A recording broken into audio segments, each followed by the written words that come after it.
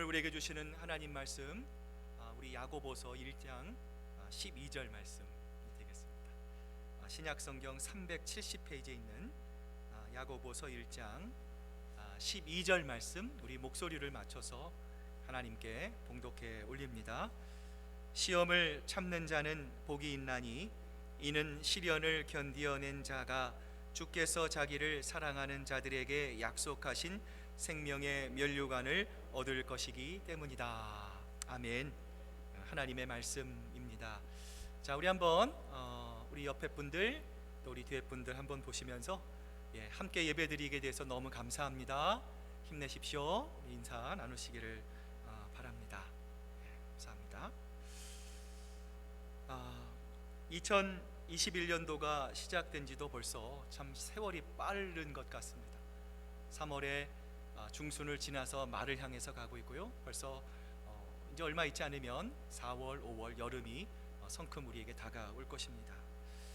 매년 새해가 시작될 때마다 여러분은 어떤 소망을 품습니까? 우리에게 올해는 새해는 고난도 없고 또 시험도 없고 시련도 없는 정말 복된 한 해, 모든 것이 잘 만사형통이 되는 그런 한 해로 채워지기를 우리는 갈망합니다. 자, 그런데 여러분, 그럼에도 불구하고 우리가 너무나 잘 알고 있는 사실 하나가 있는데 여러분, 무엇일까요? 우리가 이렇게 소망하고 우리가 이렇게 바란다고 해도 시련과 시험은 어김없이 올해에도 우리에게 다가올 것이다 라는 것입니다. 어느 책에서 본 이야기를 여러분에게 좀 소개해 드립니다. 어떤 사람이 1월 1일 날 자기 집에 누가 들어오는 인기척을 느끼고 눈을 이렇게 뜨게 됩니다. 놀란 마음에 그 사람을 향해 당신 누구요? 하고 물었어요. 그러자 그 사람이 나는 행복의 신이요 이렇게 대답을 했습니다. 이 사람이 너무 기뻤어요. 어서 들어오시오 하고 초청을 했답니다. 그런데 그가 문지방을 넘어오는데 또 하나의 얼굴이 이 반대 방향으로 붙어 있는 것이죠. 당신은 또 누구요? 하고 묻자 이 사람은 이번에는 나는 불행의 신이요 이렇게 대답을 했습니다. 너무 놀란 이 사람이 이번엔 화가 났어요. 당장 우리 집에서 나가시오 하고 버럭 소리를 쳤습니다. 그러자 이 사람이 이렇게 대답을 했다고 합니다. 나는 한 몸에 붙어 있는 두 개의 얼굴이요. 불행이 떠나가면 행복도 함께 떠나갈 것이요. 이 이야기는 우리에게 무엇을 말해주고 있습니까? 우리를 기쁘게 해주는 행복, 또 건강, 축복, 즐거움, 이 모든 것들이 있는 반면에 동시에 시험과 고통과 어려움도 끊임없이 우리의 삶 가운데 공존할 수밖에 없다는 것을 오늘 이 이야기는 비유로 우리에게 말씀해주고 있는 것이죠. 자, 오늘 야고보서 우리가 읽은 1장 12절의 모습을 여러분 한번 깊이 읽어보시면 여러분 어떠한 장면이 떠오르십니까? 마치 42.195km 이 마라톤을 완주하는, 정말 이 심장이 터질 것과 같은, 너무 고통스러워서 여러분 예전에 어떤 그 마라톤 선수는 그 이탈해서 이 죽어버릴 것 같을 정도의 그 고통을 그 뛰면서 느낀다고 하지 않습니까?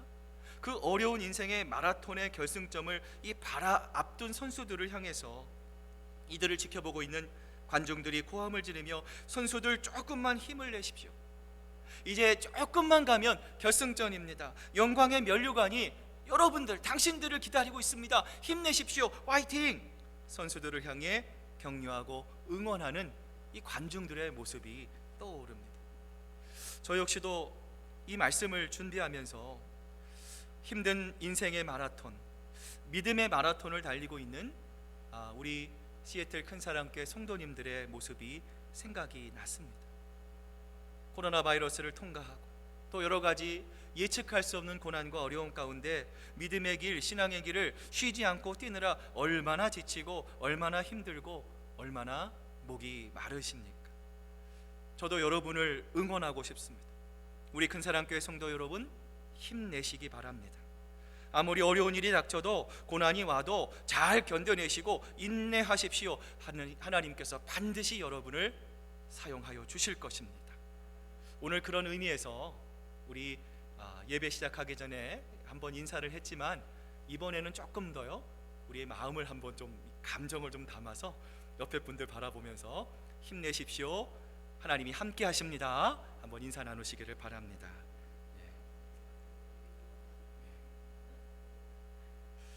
자, 그런데 여러분 오늘 본문을 보시면 1절밖에 되지 않지만 여러분을 응원하는 또 한 명의 사람이 있습니다. 여러분 누구일까요? 오늘 본문을 맞습니다. 기록한 이 야고보 사도입니다. 야고보는 지금 본문 12장에서 이 생명의 면류관은 주께서 자기를 사랑하는 자들을 위해 예비하신 것이다 권면합니다. 우리 모두 예수 그리스도를 나의 구주와 주님으로 영접한 사랑하는 성도들을 향해서 지금 야고보는요 힘을 내십시오, 용기를 내십시오, 낙심하지 마십시오, 주저앉지 마십시오. 우리 저기 보이는 하나님이 예비하신 생명의 면류관을 향해 우리 끝까지 나아갑시다. 오늘 이 말씀을 듣고 있는 여러분을 권면하고 있는데요, 왜 그렇습니까? 고난과 시련이 없는 신앙생활은 있을 수 없다라는 것을 이 야고보 사도는 누구보다 잘 알고 있기 때문입니다. 미국의 대표적인 번영신학 전파자 중에 하나가 이 조엘 오스틴 목사입니다. 아마 여러분 읽어보신 분도 계실 것 같고요. 제가 이 지하실에 가보니까 책꽂이에 이 조엘 오스틴 목사님의 책이 꽂혀 있는 것을 본 기억이 납니다. 이분의 책 중에 하나가 Think Better, Live Better라고 하는 책이 있어요. 이 책에서 이분이 이렇게 이야기를 합니다. 지존하신 하나님의 자녀로서 당신은 인생에서 만나게 되는 모든 것을 다 이룰 수 있는 능력이 있습니다. 부정적인 사고를 다 버리십시오. 소명을 따를 수 있도록 훈련하십시오. 그러면 하나님이 당신 앞에 놀라운 계획을 펼쳐 주실 것입니다. 소개하고 있습니다. 이 말을 들으면 그런 것 같아요. 굉장히 긍정적이고 또 부정적인 생각을 없애라고 하고 우리가 스스로 그렇게 좋은 마음을 갖고 있으면 실제로 우리가 생각하는 것만큼 Think Better, Live Better 이 책의 제목처럼 우리의 삶이 그렇게 될 수 있다라고 이 목사님은 주장을 합니다. 그런데 여러분 정말 이 조엘 오스틴 목사님의 말씀처럼 우리가 예수님을 믿으면, 우리가 신앙생활을 하면, 우리가 믿음의 길을 가면 그 순간부터 걱정도 없고 근심도 없고 염려도 없는 긍정적인 마음으로 우리의 앞길에 놓여 있는 모든 장애물들을 다 극복하며 이겨낼 수 있겠느냐라는 것이죠. 여러분 성경을 보면 우리의 믿음의 선배들의 모습이 성경 여기저기 구석구석에 잘 기록이 되어 있습니다. 여러분 이 선배들 가운데 인내의 학교를 졸업하지 않는 믿음의 선배들은 단 한 명도 모두 다 이 믿음의 인내의 학교를 졸업했습니다. 믿음의 조상 아브라함은 어땠습니까? 75세에 그가 하나님으로부터 부름을 받았습니다. 하나님께서 아브라함에게 아들을 주시겠다 약속하셨죠. 여러분 우리가 계속 지금 토요 새벽 기도의 창세기 강의를 통해서 아브라함의 모습을 계속 살펴보고 있지 않습니까? 자, 75세 때 하나님께서 아브라함에게 자녀를 주시겠다 약속하셨는데 하나님께서 아브라함이 몇 살 때에 이삭을 주셨습니까? 그렇어요. 100살 되는 거예요. 여러분 약속이 무려 몇 년 만에 이루어진 것입니까? 25년이 지나서야 겨우 아들 하나를 얻었을 뿐입니다. 여러분 모세는 어떻습니까? 40세에 불현듯 일어났습니다. 내가 하는 일이 하나님을 기뻐하시는 일이라고 생각을 했습니다. 그러나 자기가 무심코 했던 그 일로 인해서 일어섰다가 오히려 사람들의 책망과 비난을 받았어요. 사막을 향해 도망쳐 갔습니다. 그 사막에서 여러분 성경은 기록되어 있지 않았어요. 무려 40년이라고 하는 그 세월을 그의 꽃다운 인생 대부분을 모세는 광야에서 보내야만 했습니다. 우리가 잘 아는 요셉은 어떻습니까? 인생의 지름길이 있습니다. 누구나 사람은 자기가 원하는 이 짧은 길로 가기를 원합니다. 빠른 시간에 성공하기를 원합니다. 요셉도 그러한 마음이 있었을 거예요. 그러나 여러분 이 요셉의 이야기를 보면 그의 인생은 결코 평탄하지 않았습니다. 마치 롤러코스터와 같이 오르락 내리락을 반복하는 삶을 그는 살아왔습니다. 그 외에도 믿음의 장이라고 하는 히브리서 11장을 보시면 여러분 아시는 바와 같이 수많은 우리의 믿음의 선배들이 예수님을 사랑합니다, 내가 예수님을 배반하지 않습니다, 예수님을 선택합니다 라고 하는 이유만으로 사자의 먹이가 됩니다. 불에 태워지기도 하고 익스펠, 추방당하기도 합니다. 사람들을 통해 멸시와 천대를 받는 시련과 고통을 경험했잖아요. 오늘 본문의 야고보 역시도 오늘 이 12절이라고 하는 단 한 절의 말씀이지만 우리에게 이렇게 말씀하는 거예요. 시험이 없는 신앙생활은 있을 수가 없습니다. 우리가 아는 기독교는 시험이 없는 종교가 아닙니다, 이렇게 말을 합니다. 그리고 나아가 이 시험을 통해서 우리의 인격과 우리의 성품과 우리의 신앙이 성숙되게, 이 시험을 통과한 후에 얻게 될 생명의 면류관이 있음을 야고보는 믿고 있는 것이죠.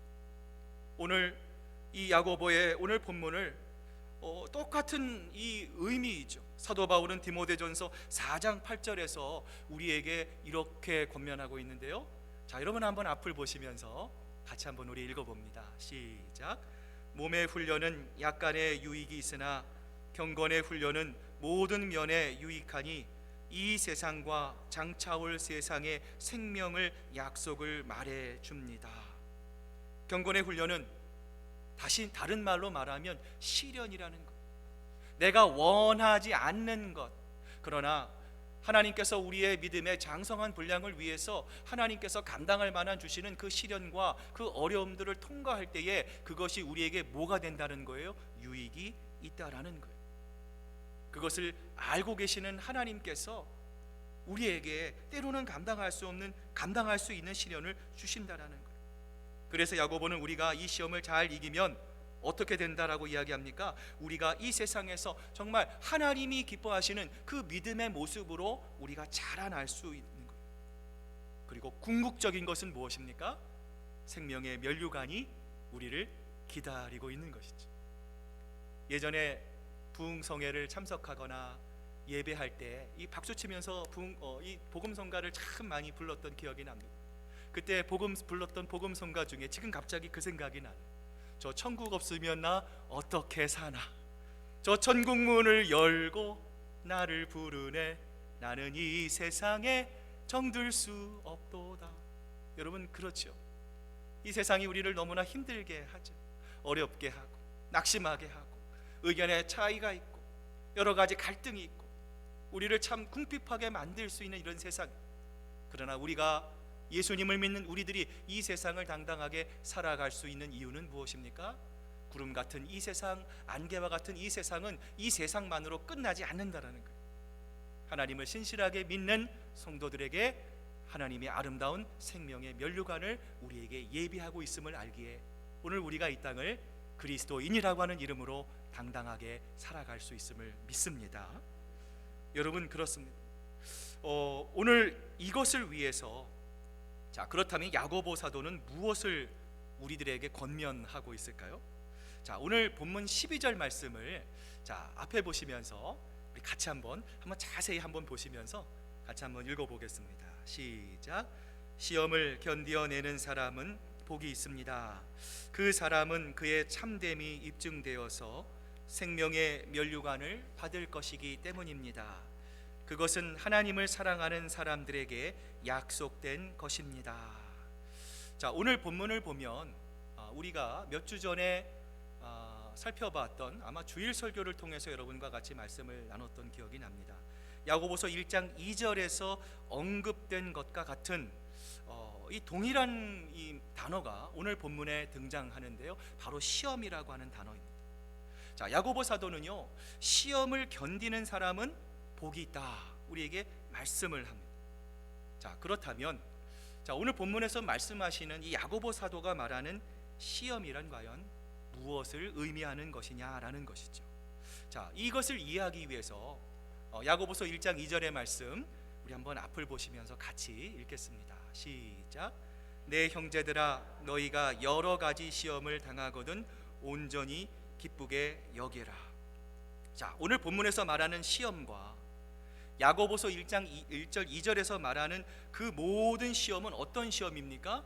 우리가 통과해야 할 시험입니다.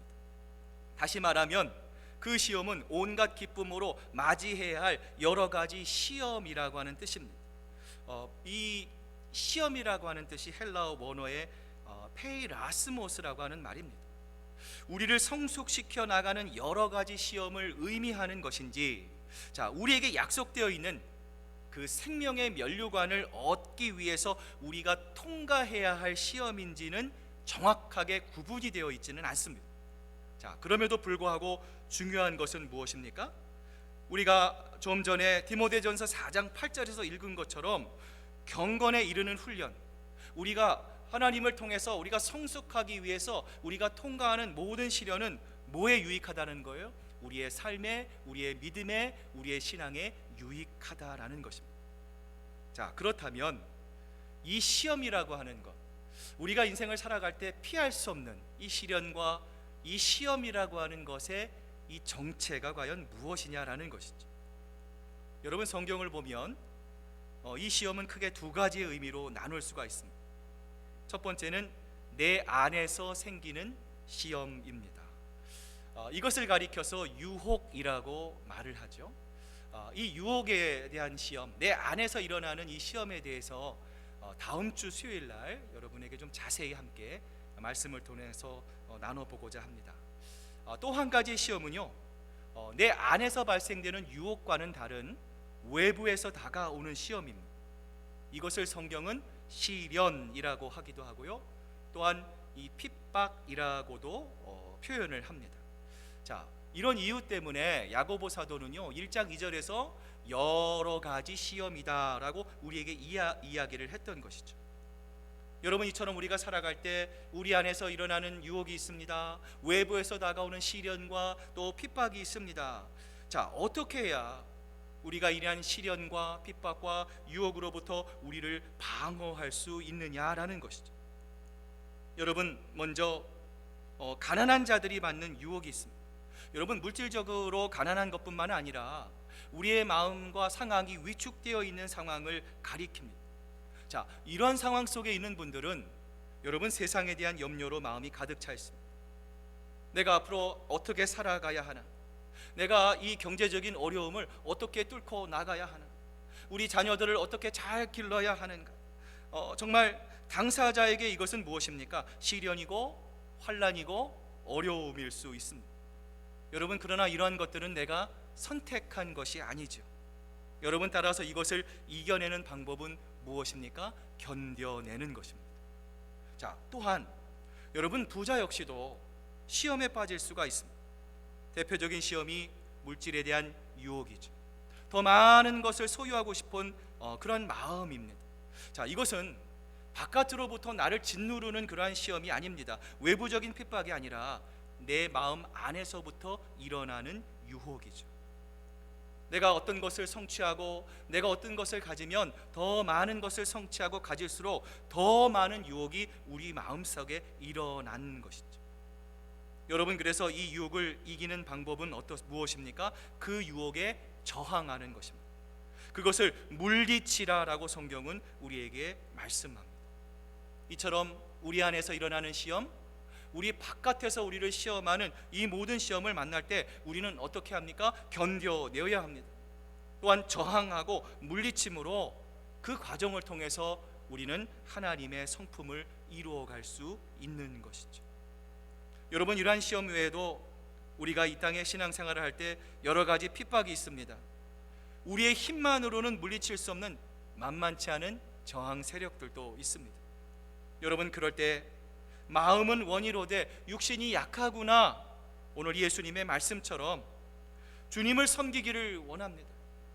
하나님의 올바른 예수 그리스도의 제자가 되기를 원합니다. 하나님이 기뻐하시는 그 길을 가길 원합니다. 그런데 우리가 아무리 노력해도 여러분, 그런 경우가 있잖아요.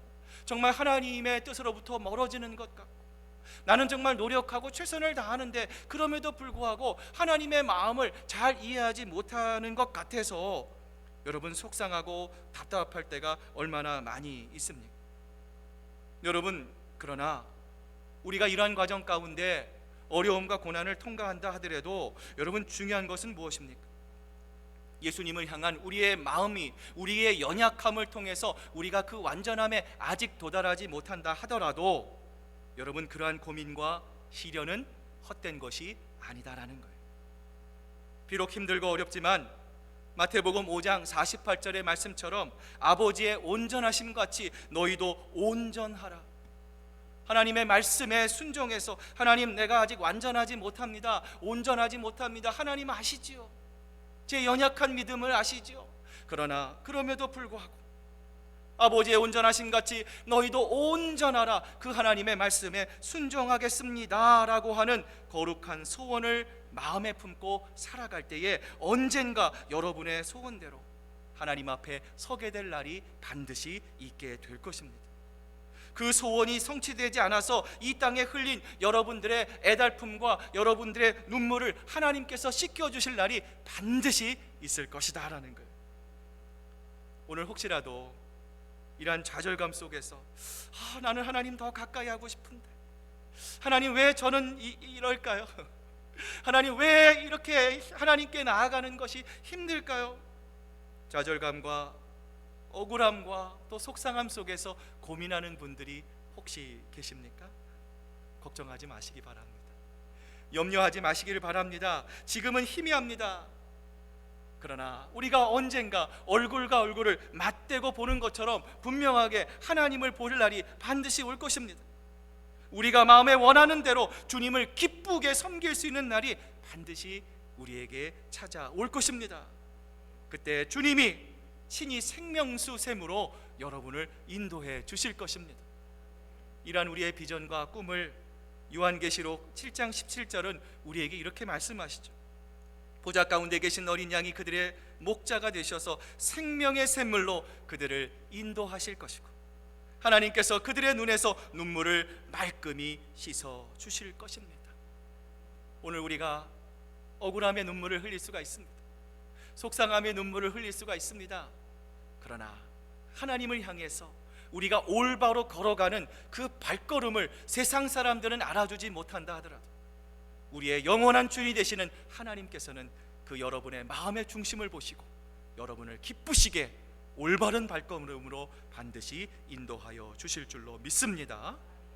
자, 그렇다면 우리 모두가 어떻게 성숙한 신앙의 인격자가 되고 나아가 정말 우리가 받아야 할 생명의 면류관을 얻기 위해서 우리는 어떻게 우리에게 다가온 이 시험을 통과할 수 있을까요? 자, 여러분 가운데 혹시 여러분만이 아는 이 시험을 통과하는 노하우가 여러분 혹시 있으십니까? 그 비결이 있으면 저한테도 좀 알려주셨으면 좋겠습니다. 여러분, 시험을 이기는 비결은 무엇입니까? 여러분 가운데 혹시 이런 분이 계십니까? 내가 이제는 절대로 시험 받지 말아야지, 내가 이제는 절대로 고난과 어려움에 낭망하거나 낙심하거나 주저앉지 말아야지, 여러분 결심하는 분이 있습니까? 여러분, 결심과 결단이 참 필요하지만 여러분, 내가 결단한다고, 내가 결심한다고 시험이 우리를 피해가지는 않습니다. 내가 노력한다고 해서 여러분 이 모든 시험이 극복되는 것은요 더더욱 아니라는 것이죠. 내가 시작은 할 수 있습니다. 결단을 할 수 있습니다. 그런데 여러분, 우리 모두가 경험했지만 작심삼일이라고요, 얼마 지나지 않으면 우리는 어떻게 돼요? 금방 지쳐버리게 됩니다. 여러분, 그래서 이사야 선지자는 이 40장 30절부터 31절의 말씀을 통해서 자, 우리가 어떻게 우리에게 다가오는 이 시험을 극복하고 이겨낼 수 있는 그 영적인 비밀을 우리에게 가르쳐주고 있는데요. 자, 우리 한번 앞을 보시면서 같이 한번 읽어보겠습니다. 시작. 소년이라도 피곤하여 곤비하며 장정이라도 넘어지며 쓰러지되 오직 여호와를 앙망하는 자는 새 힘을 얻으리니 독수리가 날개치며 올라감 같을 것이요 다른 박질하여도 곤비하지 아니하겠고 걸어가도 피곤하지 아니하리로다. 소년이라도 장정이라도 어떻게 된다고요? 쓰러져요. 여러분, 내 건강을 자만할 수 없습니다. 내 지식을 자만할 수 없습니다. 내 경험을 의존할 수 없는 것입니다. 다 쓰러집니다. 다 넘어질 수밖에 없어요. 그러나 시련 앞에 쓰러지지 않는 방법은 무엇입니까? 오직 여호와를 앙망하는 것입니다. 다시 말하면 여러분, 주님을 뜨겁게 사랑해야 합니다. 참 오늘 말씀이 우리에게 많은 도전을 줍니다. 여러분, 규모로 우리가 갖고 있는 사이즈로, 물질로, 재력으로, 아이디어로 우리가 하나님 이 교회와 우리에게 다가오는 시련을 이겨내는 것이 아니라 이 세상을 이겨낼 수 있는 유일한 방법은 무엇입니까? 주님을 뜨겁게 사랑하는 거예요. 그리고 주님을 사랑하는 자들이 이 세상을 이길 수 있음을 성경은 우리에게 말씀합니다. 주님을 사랑하기에 세상을 사랑하지 않습니다. 참 세상이 우리에게 주는 너무나 많은 이 달콤한 유혹들이 있습니다. 그러나 주님을 그 모든 것보다 더 뜨겁게 사랑하기에 그 유혹을 뿌리치기 어렵지만 그 주님을 선택하며 그 세상을 뒤돌아보지 않습니다. 세상을 경륜질하거나 뒤돌아보지 않습니다. 주님을 사랑하기 때문에 그렇습니다. 여러분, 우리가 어찌할 수 없는 것으로 인해서 염려할 필요가 없는 것입니다. 여러분, 신앙생활 하는 데 있어서 여러분, 우리가 이러한 시련과 고난 속에 빠져서 매몰되고 그 시간이 자꾸만 길어지다 보면 여러분, 침체라는 것이 우리에게 다가옵니다. 여러분, 그러한 침체의 자리에 내가 있을 때, 여러분 생각할 때 여러분, 우리가 제일 먼저 해야 할 것은 무엇입니까? 하나님께 달려가는 것입니다. 하나님께 달려가고 또 하나님을 만나고 그 하나님을 만남을 통해서 그 잃어버린 사도의 그 권리를 잃어버린 그 베드로에게 따뜻하게 내 양을 먹이라, 하나님께서 베드로에게 새로운 소명과 사명을 주셨던 것처럼 내 침체의 자리, 그 자리에서, 그 예배의 자리에서, 기도의 자리에서 나를 다시 일으켜 세우시는 하나님의 놀라운 역사를 경험할 수 있어야 한다는 것이죠. 여러분, 그렇다면 우리가 이 시련과 어려움을 극복하는 것이 우리 주님을 뜨겁게 사랑하는 것이라 말씀드렸습니다. 자, 그렇다면 우리가 주님을 사랑할 수 있는 구체적인 방법이 있다면 무엇일까요? 그것은 바로 우리가 이 세상을 살아갈 때에 매사에 주님의 뜻을 고려하는 것입니다. 다시 말하면 환난을 당하고 고난을 당할 때 주님의 뜻을 먼저 생각하는 것입니다. 여러분, 사람들마다 경험하는 시련과 시련이 다 다릅니다. 어떤 분들은 인간관계의 문제가 있을 수 있습니다. 어떤 분은 자녀의 문제, 경제적인 문제, 또 질병의 문제, 신분의 문제일 수가 있습니다. 여러분, 예를 들어서 남편이 이 도박에 빠졌어요. 가정을 돌보지 않습니다. 온 식구들이 이 어려움과 고난을 통과합니다. 특히 살림을 맡아야 하는 이 아내의 고통은 이루 말할 수가 없어요. 여러분, 그런 경우에 남편은 어떻게 해야 합니까? 도박을 통해서 내가 일확천금의 유혹을 물리쳐야 합니다. 그 유혹에 저항해야 합니다. 또한 아내는 어떻습니까? 비록 힘들고 어렵지만 그 과정을 통해서 역사하실, 그리고 그 모든 일들을 통해서 그 가정을 더욱더 아름다운 가정으로 만드시려는 하나님을 바라보면서 끝까지 그 시련을 견뎌내야 하는 것이죠. 그런데 여러분, 이러한 상황 속에서 시험 자체만을 바라보면 참 어렵습니다. 여러분, 우리가 아무리 이를 악물고 아무리 애를 써도 여러분, 우리의 힘으로는요, 우리의 능력으로는요, 도저히 우리에게 다가온 그 시험을 이겨낼 재간이 없습니다. 그러나 우리가 이러한 절박한 상황 속에서도 하나님을 사랑하는 마음으로 그 어렵지만 힘들지만 그 상황 속에서도 하나님의 뜻이 어디에 있습니까? 하나님, 우리가 어떤 것을 하는 것이 하나님을 기쁘시게 하는 것입니까? 끝까지 그 어려움 속에서도 하나님께 묻고 기도하면 하나님은 우리에게 상상할 수 없는 넉넉히 이길 수 있는 그 길을 열어주시는 것입니다. 여러분, 이렇듯 주님을 사랑하는 것은요, 추상적인 것이 아닙니다. 구체적인 것이 되어야 합니다.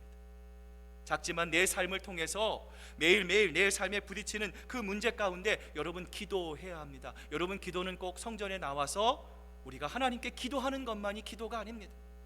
운전을 할 때도, 여러분 환자를 볼 때도, 여러분 또 가게 문을 열을 때도, 여러분 어느 순간에서든지 우리가 하나님께 기도할 수 있습니다. 하나님, 내 마음이 어디를 향하고 있습니까? 하나님, 나로 하여금 하나님만을 바라보며 그 하나님의 표대를 향하여 올바로 나갈 수 있기를 소망합니다. 우리가 그 하나님을 향해 기도할 때에 하나님은 우리의 기도를 기쁘게 받으시고 그 마음을 통하여 우리의 막혀있는 모든 문제를 하나님의 뜻 가운데 아름답게 열어주시는 하나님의 놀라운 역사가 있게 될 수 있을 줄로 믿습니다. 그런데 여러분, 우리의 영원한 고민의 과제가 있습니다. 교회에 와서 말씀을 들으면 다 이해가 돼요. 근데 문제가 뭡니까? 집에 돌아가면 기억이 안 납니다. 그리고요, 정말 심각한 건 뭡니까? 우리에게 시험과 어려움이 닥치면 하나님이 우리에게 주신 그 말씀의 은혜를 우리가 다 잃어버릴 수가 있다라는 거예요. 여러분, 왜 그렇습니까? 성경은 우리에게 지혜가 없기 때문이다 말씀했어요. 오늘 아까 우리 이은현 권사님 기도하실 때 제가 아까 지혜를 구하는 기도를 하셨어요. 제가 마음이 참 감사했습니다. 성경은 오늘 우리에게 지혜를 구하라 말씀합니다. 생명의 면류관을 얻기 위해서 우리가 겸손하게 하나님께 나와 기도하며 예배드리며 하나님 나에게 솔로몬과 같은 지혜를 주십시오. 하나님 이 세상을 살아갈 때에 하나님의 뜻만을 바라볼 수 있는 지혜를 달라고 말씀합니다. 여러분, 우리 모두 하나님 앞에 나와 이렇게 기도해야 합니다. 주님, 내가 얼마나 어리석은지 모릅니다. 하나님 말씀을 들으면 그 말씀이 나에게 다가와 하나님께 뜨거운 눈물을 흘립니다. 하나님, 그러나 정작 어려움이 오고 시험이 오면 전혀 말씀을 듣지 못한 사람처럼 여기는 하나님, 제가 지혜 없는 사람이에요. 그래서 흔들립니다. 좌절합니다.